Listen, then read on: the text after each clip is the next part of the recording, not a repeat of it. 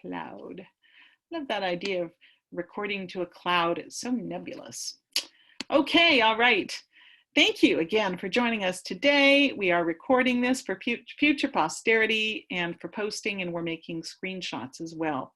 And from the Federation of British Columbia Writers in my home office in Port Alberni, I'm Jacki Carmichael, relaxing in the shadow of the splendid Mount Arrowsmith on the shores of the beautiful Alberni Inlet, where the Federation of BC Writers will be holding our 2021 Spring Writes Conference from April 29th to May 2nd, if the universe allows.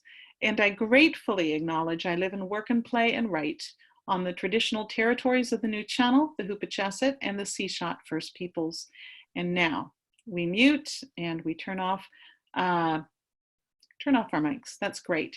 We will have a Q&A afterwards, so you'll get a chance to chat with Lynn, so no worries. You can also type questions into the chat bar if you wish, and then I'll sort of direct those to Lynn. Lynn, you don't need to worry about watching the chat bar. I'll take care of that. So with all that, I turn to the amazing Lynn Hancock, who was a force in my life as a young reader. When I was, in my adolescent years, There's a Seal in My Sleeping Bag in particular, was very inspirational to me, made me very sure I wanted to write about wildlife and live with wildlife for a living. Of course, I didn't actually do that, but I think she got me thinking about writing, which is always a great thing. And she was raised in West Australia, hitchhiked through Africa, taught school in Australia, England, and Canada. She has received several degrees, and she did spend a decade raising seals, raccoons, cougars, bears, apes, and sundry other wild orphans, which eventually populated the pages of such books as the classic There's a Seal in My Sleeping Bag, There's a Raccoon in My Parka, and now, of course, Tabasco the Saucy Raccoon. Now, for almost all of the next 3 decades, she wandered alone with a camera, notebook, and backpack through the Yukon, Northwest Territories, and Nunavut, recording her experiences in thousands of magazine and newspaper articles, a dozen books, including Winging It in the North, and her passion for winging it while living on the edge continues as she stalked jaguars in the jungles of Belize and tramped through the gorges of the Bungles in the remote deserts of Australia. Many stories this lady has to tell. She lives in Anoose Bay on Vancouver Island, where wild animals such as otters, eagles, herons, deer, and bears are frequent visitors to her backyard, and others linger or pass by. And books continue to be born in her backyard. She lives life with passion, and she motivates others to feel the same way. In 2010, Simon Fraser University honored her with Outstanding Alumni of the Year Award for her lifelong contributions to art and culture, writing, photography, nature education. And we're going to learn more about Lynn right now. So welcome, Lynn Hancock. Thank you, Jacki, and thank you especially to you and the BC Writers Federation, because you have really done a lot of work. I was learning things about myself that I'd kind of forgotten. You've really done your research. Thank you so much. And also for helping this digital dunce. That's the modern way of doing things now. So I'm glad I got a friend like you and the other writers, like Ursula I see here, and Robin, and Liz, my traveling companion. I'm really grateful for you people in my life. Thank you. So I'm going to keep to a few notes to keep me on track, because as all of you know, I talk too much, too long, and I'm trying not to do that today so we can fit in and have Sunday afternoon and evening instead of looking here. Okay, thank you. All my life, I have been reading books, keeping diaries, writing letters, taking pictures, reciting poetry, acting in plays, teaching speech and drama, traveling the world, and bumping into bizarre adventures that have turned into books. But my books begin in backyards, literally and metaphorically. I've always had a pen, a notebook, and camera. And I'm not going to take you around this office, but I've got hundreds and hundreds of these diaries. and then I won't have enough life yet to write the books there. But it all started when I came to Vancouver to catch a boat in 1963, a 25-year-old, or 24 years, 11 months, to catch a boat to go home to Australia after traveling the world. And I met David Hancock in a restaurant and got engaged on my first date, flying a few days later, flying around Barkly Sound on the west coast of BC in his little two-seater float plane, counting bald eagles. At that time in my life, I didn't know an eagle from a parrot. And at a particularly bumpy moment where we're traveling, where we're in this little Piper Pacer on floats, he says, "You're the first girl I've taken up in this plane that didn't get sick. You Aussie girls are tough. Marry me." So I did. I sent a telegram home to my mother, met the perfect man, please prepare a wedding for a wedding next Saturday. I flew home and said, the Saturday before Christmas. And my first wedding present delivered to the church on a bright red bath towel was not the bath towel. It was a live Australian wedge-tailed eagle, because an article had been written in the paper and the veterinarian gave it as my first wedding gift. And my next job was to smuggle it and another bird back in, not the eagle, he didn't fit, but the other bird back in my bag. And I still have the bag and signs of the bird inside the bag. I had married a charming, well, I won't say the other word. I usually try to make jokes of everything, but they're all material for the writing. And you can read, I wrote about that in Reader's Digest, and they didn't put me in prison, smuggling birds into Canada. I'm amazed because people, you know, don't really think that I'm writing the truth. I mean, some librarians put me into the fiction, but I write non-fiction, only the truth when it hurts even, and I'm still alive and still doing the same thing. So I think most people think that I write fiction. I have Ursula is one of my publishers, and but she knows that I'm telling the truth. So I'm going to read a little. I'm going to read just a little bit from several books, and this one is well known. There's a seal in my sleeping bag, and so this I'm going to remember one particular day. There was one animal that I did not like, and that was fish. I've always been scared of fish. So I said to David, "You study eagles, I hope you don't study fish." He didn't tell me that everything he did study ate fish, and I was the one that would have to catch and touch the fish.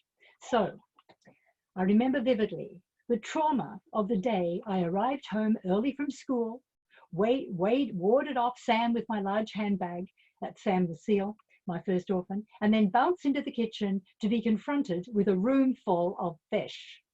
Herring covered everything, sink, table, floor. Scales clung tenaciously to walls, knives and blender.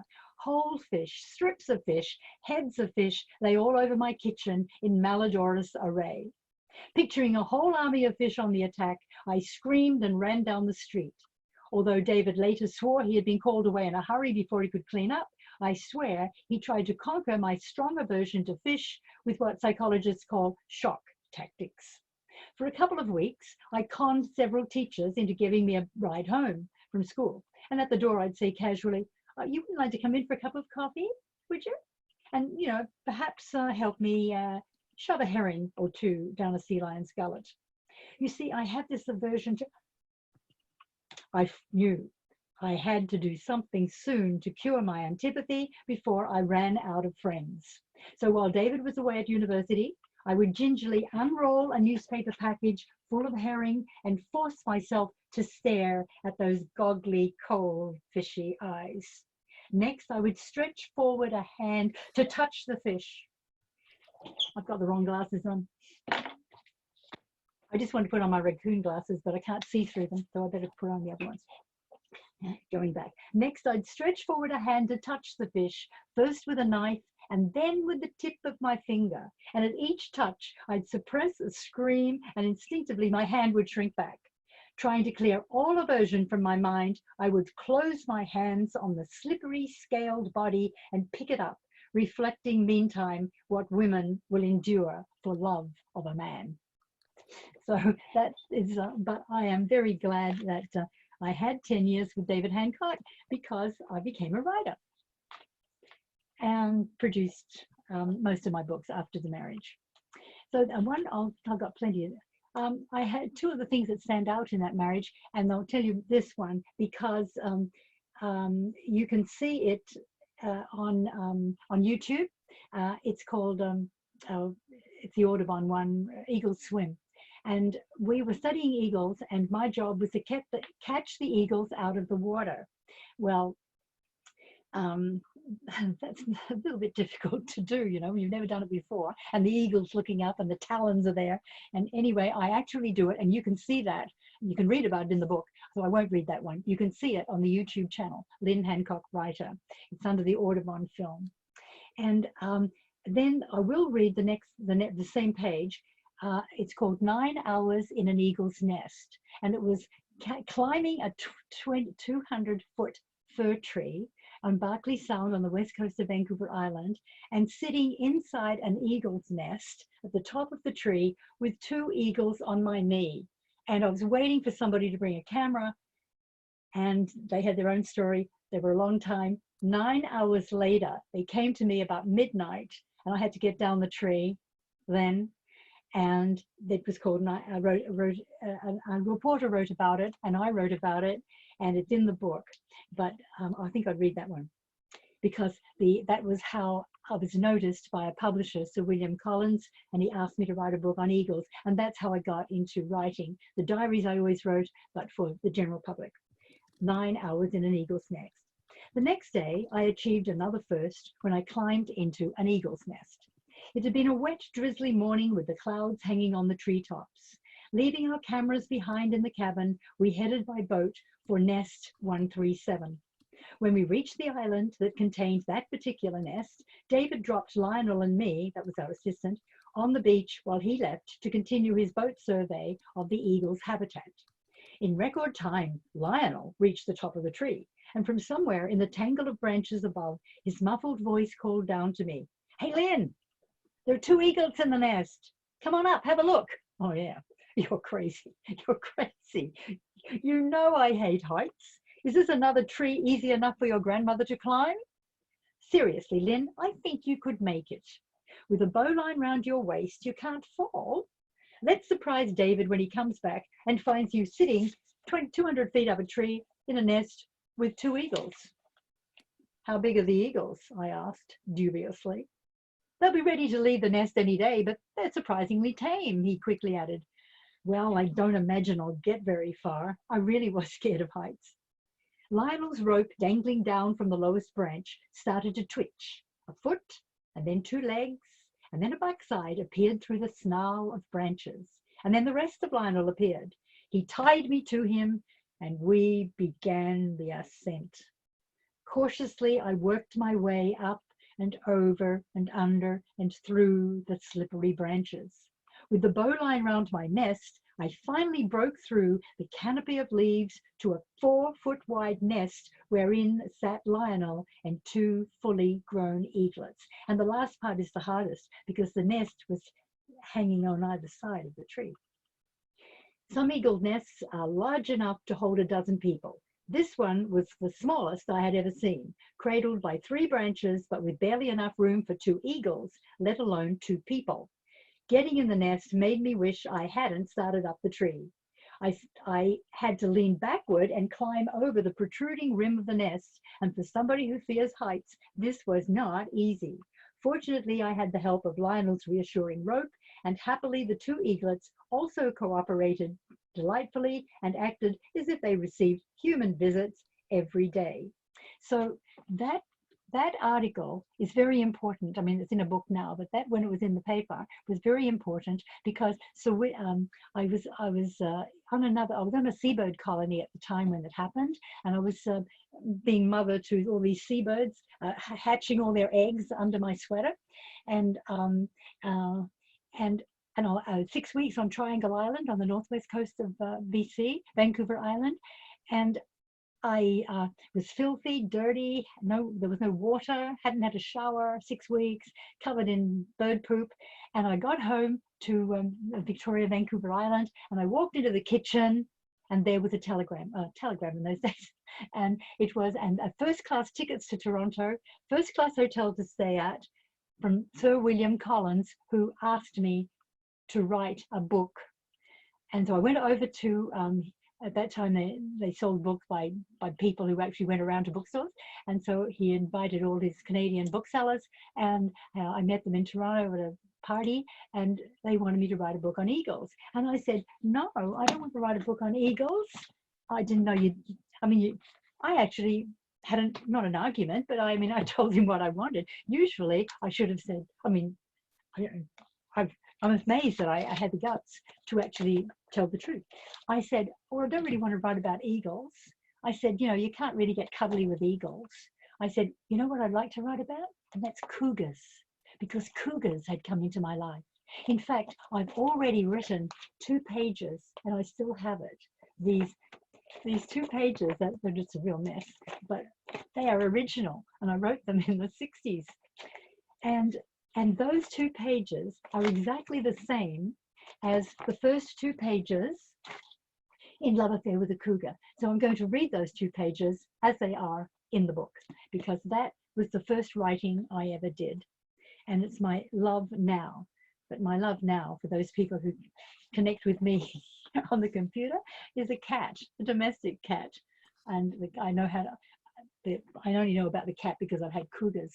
And my cat is on my keys as I write. Not today, it's too hot, it's out. But it's rather difficult writing emails to you guys and gals when you've got a cat on the keys. So this is called Chapter 1, Cougars in the Kitchen. And this is the first idea I had for writing a book. I'm in Vancouver in bed. It was well after midnight, and I was alone in the house. A sudden scrape and rattle of a window being slowly raised, and I was instantly awake. Above the bed, the window curtains moved. Someone or something was climbing into my house. I froze, too terrified to scream or turn on the light. My husband, David, had gone to Victoria on a photographic assignment the week before. He wasn't expected back in Vancouver for several days. Something light flopped onto my stiffened legs. I bit the pillow to stop myself from crying out. The curtains wiggled, parted, and my husband's bulky, parka-clad figure climbed awkwardly through the open window. "Lynn, are you awake?" he whispered. "No, I died 2 minutes ago, when you first started opening the window," I snapped sarcastically, ready in my fright to launch into a tirade. "What's wrong with the front door? Why didn't you come in the front door?" Before he could explain about losing his keys, a small object on my legs moved to touch my hand. It purred. "What is it? Quick, turn on the light," I blurted out in surprise. "It's a cat, and you've got another one clinging to your lapel." My anger was quickly dissolving into curiosity. "I thought you would like the mother, these little cougar kittens. Their own mother was shot. Don't you think they're adorable?" David grinned, and the prospective father crooned fondly as he put a second furry blob on the bedspread. I sat up to face the practical implications of these new arrivals into an already full household. We had seals and eagles and puffins. "But what are we going to do with them?" I asked in bewilderment. "Well, why don't you put them with these?" my husband replied, and out of his voluminous parka came a third and a fourth feeble-looking spotted fluff ball. I was speechless. "You're crazy, absolutely impossible," I said, subsiding into the warmth of the blankets. And I spent the night in bed with 4 cougars and 1 husband, and I thought, somebody should write a book about this. I didn't know it was going to be me, but it took me, before I could persuade any publisher to take a book on cougars, I had to write seal in my sleeping bag and then raccoon in my parka. And this is out of print, but I was on the Jimmy Fallon show a couple of years ago, and I think they liked the titles or something that's attracted them. And so he was asking the New York audience, and who is the cougar? Oh no, we had a picture of me. Oh, I don't have it. Well, maybe that picture there, yeah, is me in bed with a cougar, a 200-pound mountain lion. But I didn't put up a picture of, which is in my living room, of two faces together. It would be in black and white, I guess, in the book. Oh yeah, that will, you may not see this very well in the book, but it's a picture of, can you see that? Me lying together, asleep with a cougar on the Gulf Islands here. I went camping with the Cougars, and he showed that on the screen in color. And he said, and who's the cougar, the woman or the animal? Because there's a new meaning of the word cougar. I actually bought a book one day and I thought it was the biology of cougars, and it wasn't. It was the other kind of modern word cougar. So I can always laugh. So the cougar book is my favorite. And there's a raccoon in my parka. I mentioned that one because when it comes to books and publishers, beginnings are very important in writing a book. And here's the beginning of, and I think of beginnings first. The beginnings are very easy for me to do. I was a starry-eyed bride of only 1 week, and I desperately wanted to murder my husband. And I won't read that. That'll just give you the beginning, because we won't talk about beginnings right now, because that was when he was trying to get me to smuggle, and I did, birds to Canada. We had papers for them, but not to fly, and so they were. You can read the book. So that was a beginning that I think is good. Despite the title, the book is not really about raccoons. Well, it is about one raccoon, Rocky, because I traveled with him for 2,000 miles between Alaska and Victoria. But it's really a book about sea otters. But at the time when I wrote it, there weren't any sea otters in British Columbia. We killed them all off in the previous century. And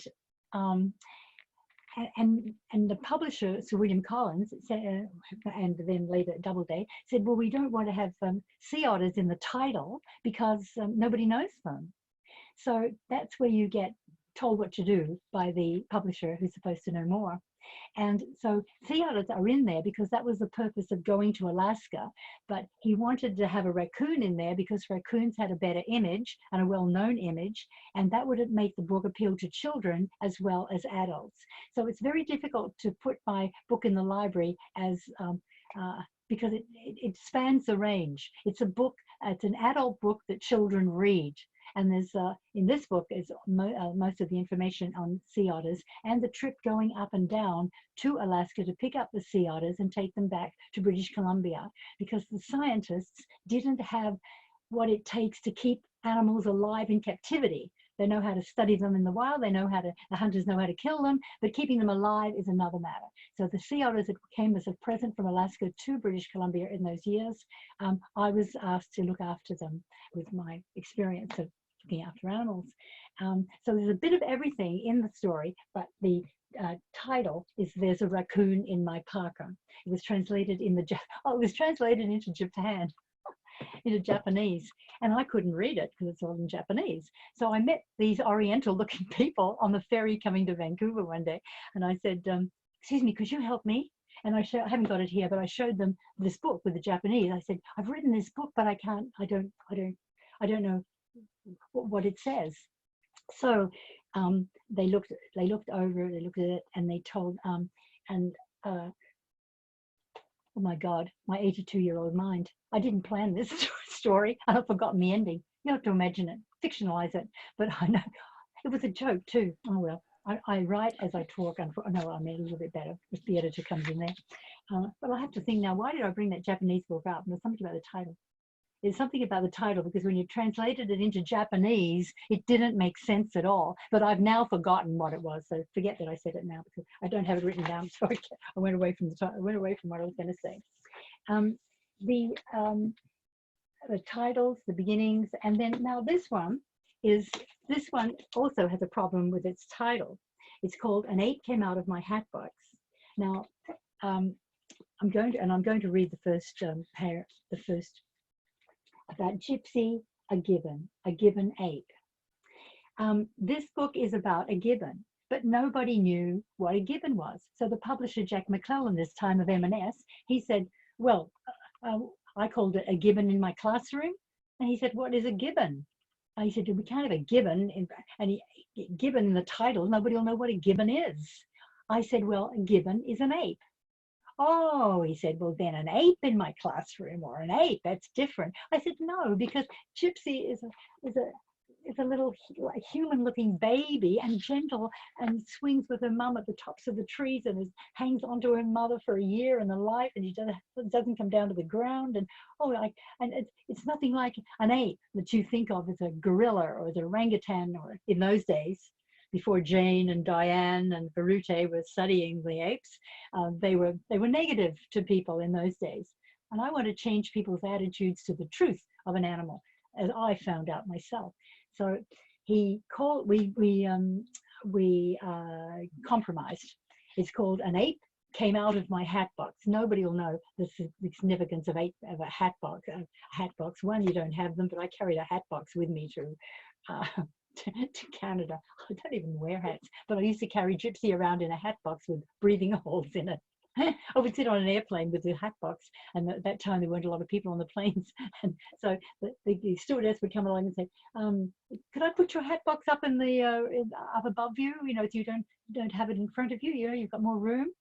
And I didn't tell her there was an ape in it. There was a gibbon in it, and Gypsy was looking at me through the holes in the breathing holes in the hat box. I said, "No, I might need to change my hats during the journey. No, I think I'll keep it on the seat." You wouldn't have that opportunity now because every seat is taken. Well, pre-virus. So the title, An Ape Came Out of My Hat Box. I've left my notes behind. I'm just talking off the cuff now. An ape came out of my hat box, and underneath the story of Gypsy, a gibbon. But I knew nothing about apes. I hadn't had children. She's the closest. And I cry when I read it. Not when I'm reading this, but when I read the ending. So we're going to talk about endings as well. The beginnings come very easy for me to do, and endings are very easy for me to do. I come home from school. I'm teaching in grade 6 in Victoria, and I come home from school, and there is the director of the Tacoma Zoo, Seattle Tacoma Zoo, and he has Gypsy, and he's asking me to look after her because the mother had rejected her and broke her arm, and she was rescued, and they came to me. She was only 2 months, but she looked like an old woman. I wanted to put she was only 2 months old, but she looked like an old woman, but it didn't seem to be right, so I changed it to she was only 2 months, but she looked like an old woman. Her thin little body was frail and heavily lined, her tiny face incredibly wrinkled. She lay on a hot water bottle in a room heated to a stifling 80 degrees in honor of her tropical origins. A minuscule huddle of long, spindly limbs wrapped tightly around her nakedness. A thumb held constantly in her mouth. Shiny black blobs of eyes stared up from a frightened little face. She was an ugly, black, scrawny, bug-eyed spider, and I could scarcely conceal my disgust. I listened dully, in embarrassment, to the zoo director's instructions. Lynn, to keep her alive, you'll have to treat her exactly as a human baby. You'll have to keep her at a constant temperature, feed her formula regularly, preferably Similac, wean her to pablum, Heinz baby food, or gerbil food for infants. And you'll have to bathe her daily in lukewarm water containing a few drops each of Dettol and detergent. And you'll want to put her in diapers. And I suggest you get her established with a pediatrician, not a veterinarian, because she's susceptible to human diseases and will have to be treated exactly like a human. However, the most important thing to remember in raising a primate is to give it the same love, care, and security you would give to your own baby. And if you don't, she will die. That was my introduction to Gypsy. Well, I didn't want her. The only animal I didn't want. I cry when I think of that now. I took her to school the next day, to my grade 6 classroom. and they just took over from me, and including, well, I won't get on that yet, but including 2 children that are in my life today because I helped to write a book with their mother, and that is the book, The Ring, Memory of a Metis Grandmother, which I'll talk about later, and which I'm hoping that I'll get somebody, maybe one of you, to write a film script of it. But that was in the past then. So I think I've talked about that, changing my attitude, yeah. I think it's better if I actually forget this. Yeah, I'm this off the cuff. The children wrote stories about Gypsy. They wrote a daily diary. There was only one book on gibbons. I got it from the library, and I pretended that I was the doctor who wrote it, the doctor of zoology who wrote it. And so I would read from the book, and the children would pretend to be reporters, because everything that I tried to teach, I tried to make it practical for adult living. And so they would, that's one of the things you do. You take notes, you become a reporter, etc. You have to listen, and you have to write, and you have to remember. So all those things are in the background getting taught, but I'm making them fun. And I want to do it because this ape in the classroom, she taught it's just more than raising a wildlife. These are the Gypsy Book 1, Gypsy Book 2, Gypsy Book 3, and a whole box of stories that I have in the back room that the kids in grade 6 wrote about, sharing every school day for a whole school year with an ape, Gypsy. And that's the story of an ape came out of my hat box. Now the endings. Gypsy died.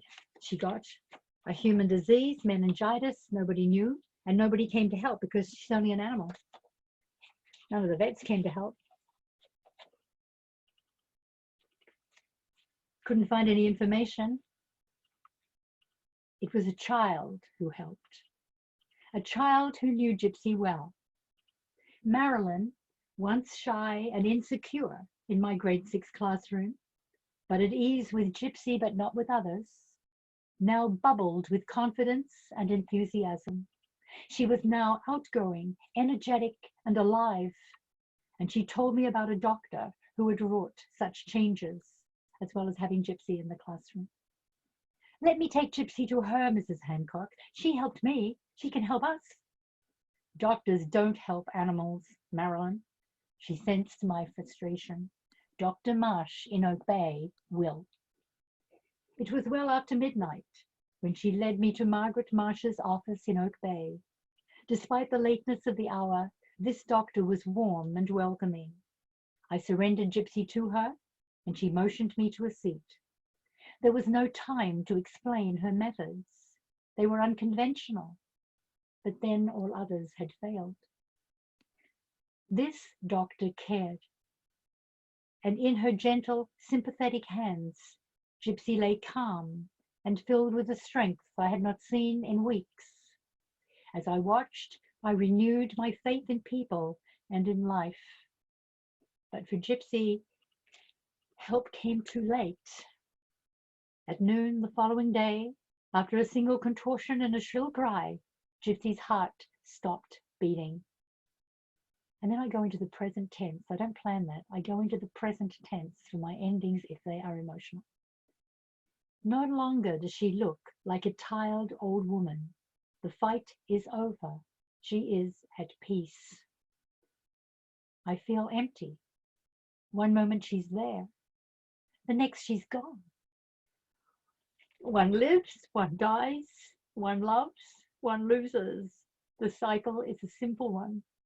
I'm still affected since 1969. And then, and I don't plan to write the endings. They just come. If you feel your book enough inside you, the ending comes naturally. You don't have to think about it. But I like to finish on some kind of positive note. So I put this picture of Gypsy on Valentine's Day, surrounded by all these Valentine cards. And the headline is, "We're all in love with Gypsy." And then a friend, Joan, wrote this poem, and I ended on the poem. Patience, time will blur the aching sorrow, and one day sweetly she will come to mind in gently playful guise, and having smiled, aware and not denying, you will borrow from yourself at each new need to bind with love a helpless creature. Give death his due, or else to emptiness be reconciled. So endings are important, and lots of kids were sorry about this, but you know, I'm living, and I live my writing. Now, why I'm putting this one next is The Ring, Tell Me Grandmother. It's my last book, but written many years after that. But I'm putting it next because two of the children in my class, they brought a ring to school, and it was different. And I try to get kids to bring, you know, show and tell, and then ask questions: who, where, when, what, and why. And that stories come out from that. And these kids wrote well beyond their years, all of the class actually. And these two particular children in my class, I had this is a history book, a family history of their great grandparents, Sam Livingston the first and Jane Howse, a Cree native. And they're the first settlers in Alberta, in Calgary. And this is the one that I'm hoping somebody will write a film screenplay. And I'll tell you the most important scene in a minute. But the first pictures in this book, a family history, which came from those two children, their mother, and we all helped together to write it. That is Gypsy. She has a picture in there, and there are two children, Marilyn and Elizabeth, and they are looking after, with the other kids in grade 6, Gypsy, having lunch with them at Monterey Elementary School, where I was teaching in Victoria, British Columbia.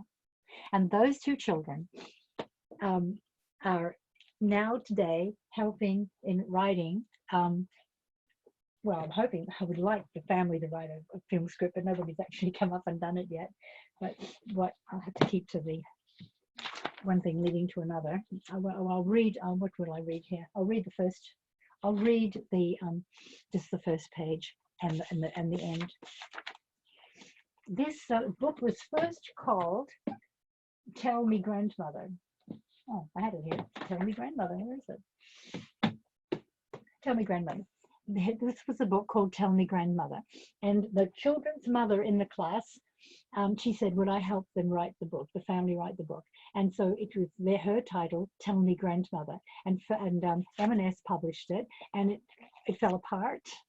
And but it was a bestseller in history, this little book, a bestseller when it came out.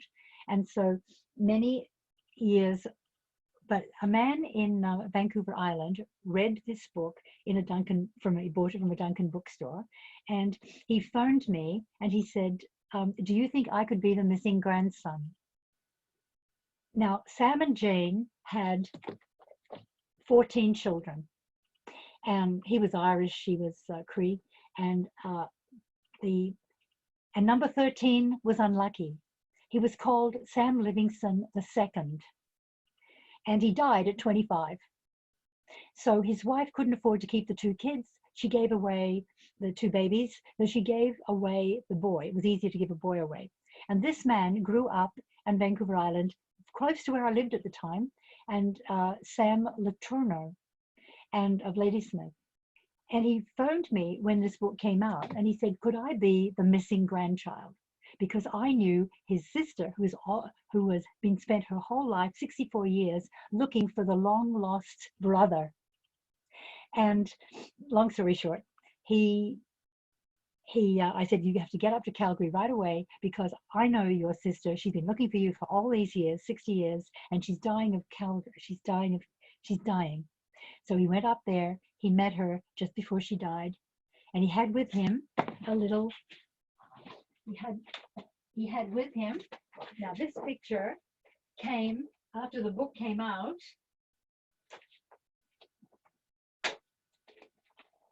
This picture, after the book came out, this picture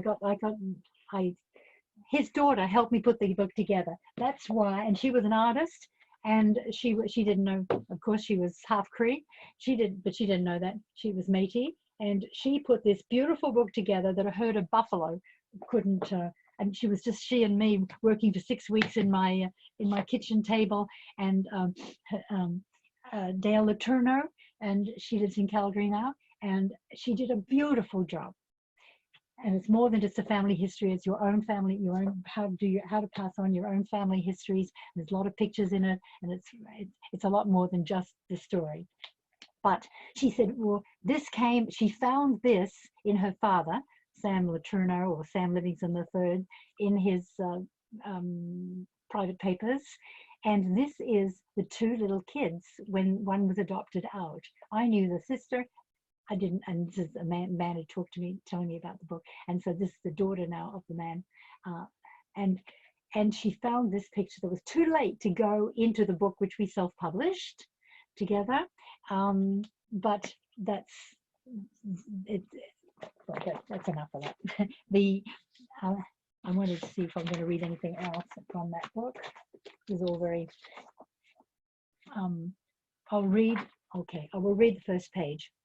And it was the family's idea to have the grandmother Jane, that's Jane, Sam died and had the biggest funeral Calgary ever had, and Jane, the wife, stayed with the father of those children, the father of the children in my class. And I was asked to help them write this book. It's their story, not mine. And so she decided she'd like to have it as a grandma talking to a grandchild and a child asking questions. And my grandmother was the reason I am who I am and where I've gone. And she's a very important influence in my life. So this book is published, this book is dedicated to grandparents all everywhere. Grandmother Jane sat stiffly in the high-backed chair and stared out the window. But she wasn't watching the Bow River flowing swiftly past our house at Sunnyside, or the birds flying across the bald-headed prairie. Her thoughts were further away. The white cloth she was crocheting lay forgotten on her gingham skirt, yet her hands were busy, twisting the ring on her wedding finger. It says, in memory of our life and love together, black for the funeral of her husband, Sam Livingston. He had the biggest funeral Calgary had ever seen at that time, and gold to commemorate their love. I wondered, and the story is told by the father of the kids in my class, which would be the grandfather, the grandson. I wondered why she sat so often alone and why she kept turning the ring. It didn't look like an ordinary wedding ring. It was solid gold, encircled by a band of black enamel, and set in the band were the 3 words, in memory of. I'd often asked Grandmother Jane what those words meant, in memory of what. She had never told me or anybody else the story of her ring. Yet whenever she looked at it, her face seemed sad. My older brother Percy and sister Etta were playing near the slough on Prince's Island. Dick, at 10, who was the baby of the family, was in the backyard feeding chickens. They asked me to join them, but I wasn't in the mood for their company. I preferred talking to Grandmother Jane. I spent more time with her than my friends. She told me interesting stories. Mother said she spoiled me. Of course, I didn't mind that. Now, don't be a bother. Oh, wait, I'm going to go on. Now, don't be a bother, Dennis warned Mother from the kitchen as I took a chance and crept past her to Grandmother Jane's room. The floorboards creaked. Turning from the window, she said, "It's all right, Dennis. Come and sit with me a while." I hurried in. An invitation to sit with Grandmother for a few minutes was a sign she wanted to tell me a story. Grandmother Jane often told me stories, especially when I came home with a bloody nose after a fight with some neighborhood kid who called me half-breed, matey. She'd wipe my face, put her arms around me, and tell me why I should be proud of those names. She'd sit even straighter in her chair and explain that she was Métis. All it meant was that her grandfather was an Englishman, and her grandmother was an Indian. She said that when the French, the English, the Scots, and the Irish came to North America, many of them married into Indian families, and their descendants were called Métis. I am Métis, Dennis, she would say, and you are too. You're part Indian, part Irish, part Scot, and part English, and be proud of your mixed blood. My cousin Walter from Spokane, Washington, who is as curious about the history of our family as I am, once told me I had about 1/8 Cree blood in my veins. Not much, he said, but enough to be proud of. He thought that Métis people should be called double breeds, not half breeds, because they have two cultures, not half of one. And we had a discussion with the publisher about whether I should put the word Indian in, but because I insisted on putting Indian in, and that certainly isn't because I downplay Indians. It's because I think you'll understand why, because it's in the context of the story, and it changed the difference. I'll read. Oh, actually, here it's over there. Oh my saying here. Read page 19 and 20. I'm going to want to read 19 and 20. Okay, so Lynn. Lynn, hi. This is going really well. And we're actually at 2:53 already. And so I thought can you believe it? Time flies when you're having a really good time. So I thought it might be a good time for people to bring the mics up and to say a little word to Lynn, maybe about how you like her work, or if you have a question for her, or you just want, I know she has some friends in the room. So if you have something you'd like to share with Lynn or to say, this would be a good time to do it. I feel like this is a really great time to do that. Does everybody want to, you can unmute yourself there? And unmute me, sir. Oh, no, you're good. You're good. We'll just invite everybody else to unmute themselves. And so we have no more fear of big dogs bounding in and distracting us from the session. So, yes. I'm Robin Humphrey. I'm a friend of Lynn's, and I've read The Ring, and it's a beautiful, beautiful book, and it's not just the history of the family. It's a really incredible history of their travel across Canada to settle in Calgary, and all of his travels, Sam's travels, and adventures as well during the lifetime of their time together. It's a beautiful book. It's so well written, but it's an excellent history book too for kids. If it, it's for adults too, I think. Yes, absolutely. In the back. Yeah. Oh, but I forgot. Well, I wanted to do a movie. What is there about that book for the movie? I forgot one of the main points. Can I please say that? Yes. When Sam Livingston, when that man Sam Latourneau said, "Could I be the missing grandson?" Well, I did tell you that story, right? That's what I think. Yeah, the story of the two coming together, and it would make a wonderful. Oh, yes, I did tell you. So you can escape. I did tell you about how that writing, how the magic of books, the power of books. If we'd never written "Tell Me Grandmother," he would have never known who he was. And the whole family, and as Dale said, who did put it together with me. And by the way, Ursula Vara of Leith Press, she did a lot of help in this book as well. And so this is what I'd love, a movie out of, and I'm not a good at movie scripts, and I don't want to do it, but I've got rooms full of information to do it, and picking out a movie, and that I think would be a prime scene where the long lost brother and the long lost sister meet together as she's dying, and she dies happy that she's found her brother. Why? Because of the power of books, and the first book was written in the first place. So if you could publicize that would be wonderful. So I did tell you anyway. Yeah, go on, please go on. Do we have any script writers, screenwriters handy? Diane, you've got a question. Diane, you might want to unmute yourself. We had trouble hearing you before, and we do again. There's something at your end. Unmute. Okay, unmute. Say something now, Diane. This is showing you as muted. Yeah. Unmute. Okay, there. Say something, Diane. Okay. There. Okay, all right. You know what, Diane, we cannot hear you, but if you'd like to type any comments into the chat window, we'd love your comments. So, and I'll read them aloud for you. So if you want to chat something, and if you click on the chat bar down there, just click on the word chat, and then you'll see the chat pop up on the right, and we'll welcome your comments. Right. And in the meantime, do we have any other questions? No. I've never used Zoom before. Hi, Lynn. I made it. Sweet stories. I love the stories.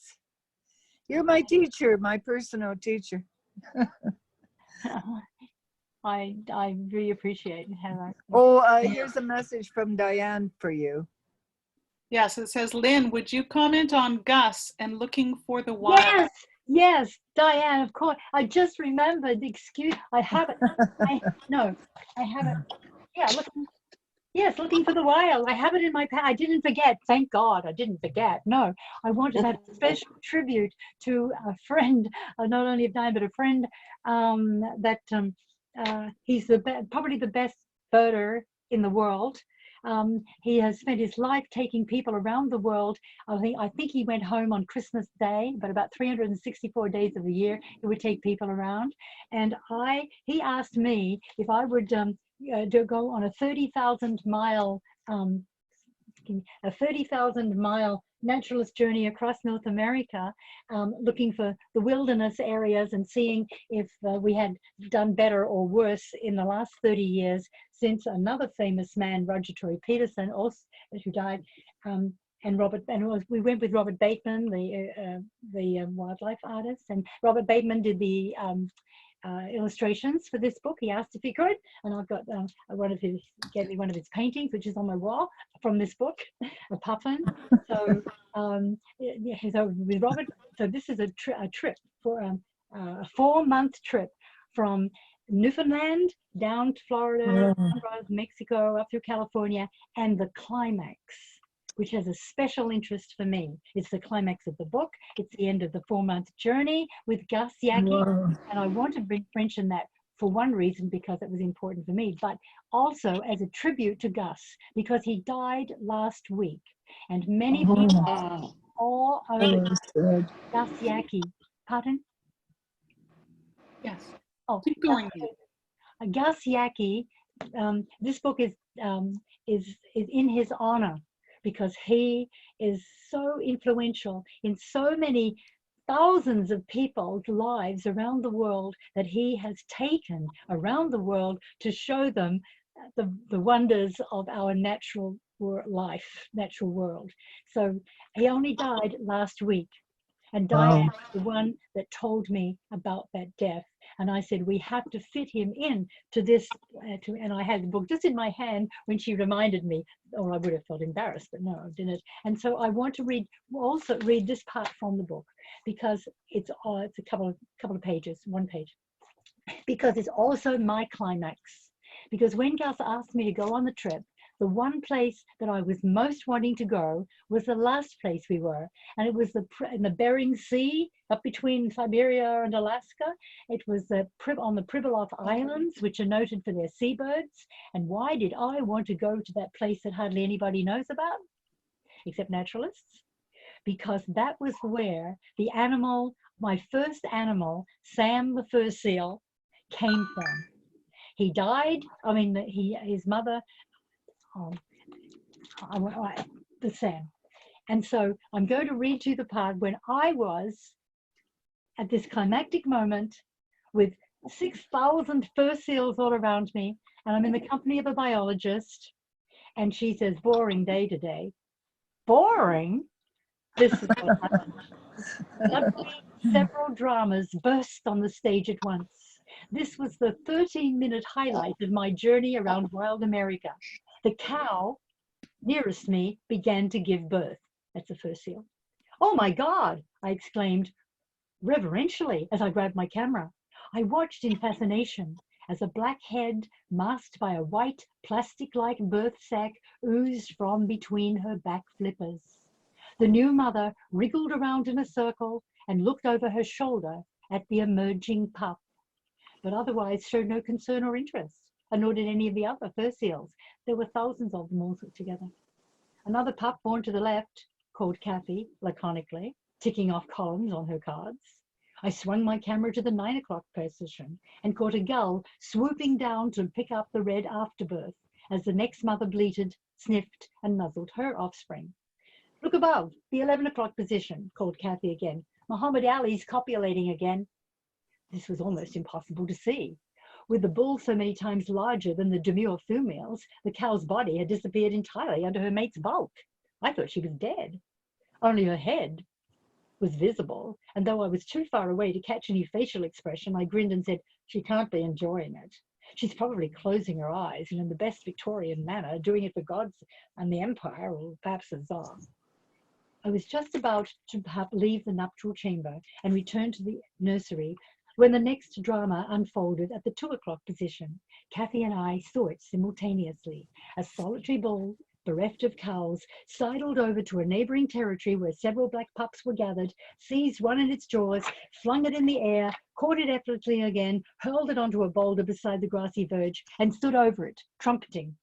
Aghast, I was sure such a heave would have killed the pup. Happens all the time, moaned Kathy, ticking her columns. She's the biologist. Back below us on stage number 1, 10 minutes from the start of the action, a little black sausage of a pup burst from the sack, and one of the closer females stretched her long neck curiously towards the newborn. Seemingly interested for the first time, the mother opened her mouth threateningly, bared her teeth, and coughed and grunted at the onlooker.